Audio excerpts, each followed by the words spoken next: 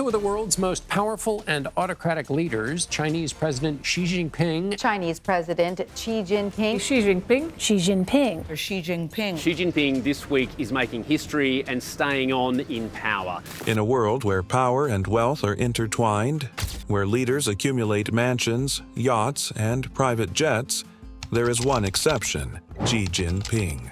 The most powerful man in China, a leader who governs over 1.4 billion people, the head of the world's second-largest economy. Yet he lives as though he owns nothing. No extravagant personal wealth on display. No luxury properties in his name. No decadent lifestyle to match his billion-dollar status. Instead, he is seen walking among the people, eating simple meals, wearing the same unremarkable black suit year after year. How is this possible? Is he truly a man who rejects wealth?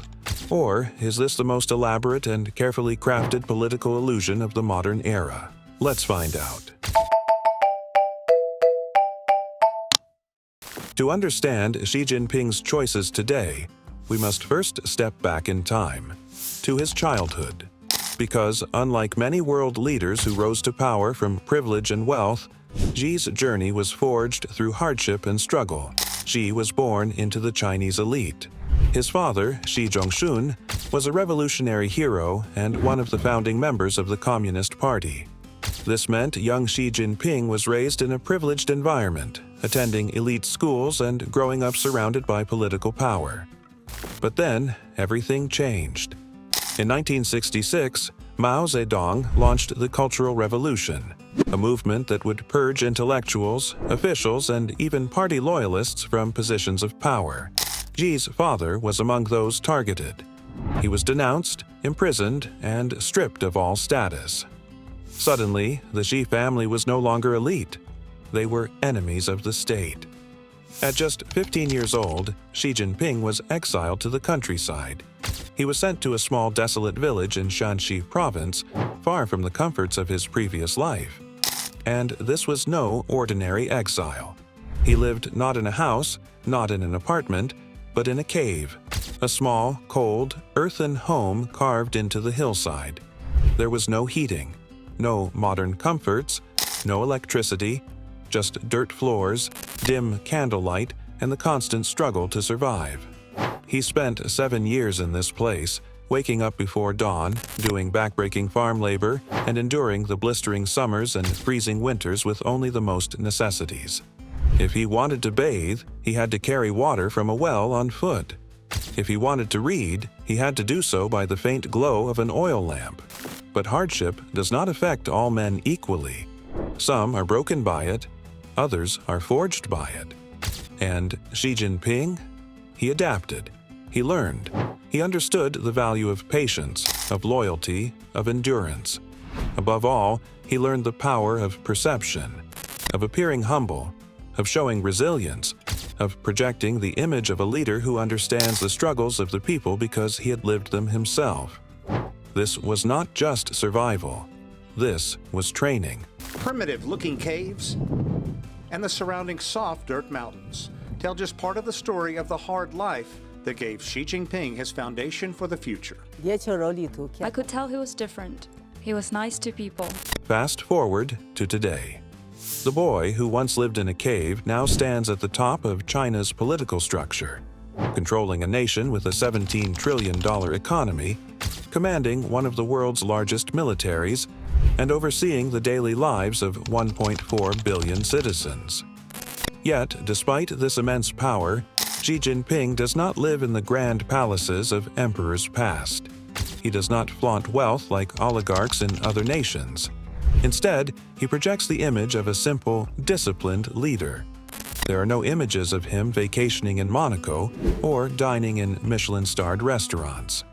No reports of luxury cars or private jets. He lives in Zhongnanhai, the leadership compound in Beijing, the same state-owned residence used by Communist Party officials for decades. His wardrobe remains unchanged. Dark, conservative suits, plain ties, modest watches, nothing excessive. His dining habits? Simple and frugal. State media often highlights images of him eating simple meals with common citizens, standing in line for dumplings or drinking from plain porcelain cups. In contrast, world leaders of similar stature enjoy vastly different lifestyles. U.S. presidents retire to multi-million-dollar mansions and give high-paid speeches. Russian oligarchs collect private jets and luxury yachts. Middle Eastern monarchs amass fleets of supercars and palatial estates. But Xi? He remains different. He chooses to maintain the appearance of a man unburdened by material wealth. But why? To understand this, we must look at one of the most defining aspects of Xi Jinping's leadership: his war against corruption. When he assumed power in 2012, China was plagued by corruption scandals. Government officials lived in excess, taking bribes, building massive private estates, and using public funds for personal luxuries. Some officials were even caught hoarding literal tons of cash in their homes. Corruption had become the norm, and the people were growing angry. Xi Jinping's solution? A political purge disguised as an anti-corruption campaign. In just a few years, he oversaw one of the largest crackdowns in Communist Party history. Over 4 million officials were investigated, disciplined, or imprisoned. Some simply vanished. Party members were forbidden from holding extravagant banquets, displaying expensive jewelry, or indulging in luxury lifestyles. High-end nightclubs that once served government elites were shut down. Expensive foreign cars disappeared from official motorcades.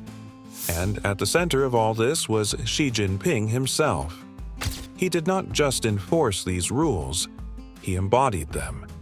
He made sure that his own life projected discipline and frugality, ensuring that no one could accuse him of hypocrisy.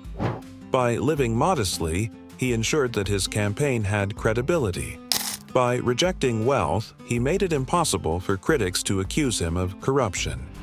He was not just enforcing the law, he was shaping a new culture. But let's not be naive. Xi Jinping's rejection of wealth is not merely a matter of principle. It is a deliberate strategy, one that has solidified his control over China. In China, a leader does not need to display wealth to have power. The less material wealth he appears to have, the more moral authority he gains. By living modestly, Xi Jinping positions himself as a leader who is above greed, a ruler who is not swayed by money.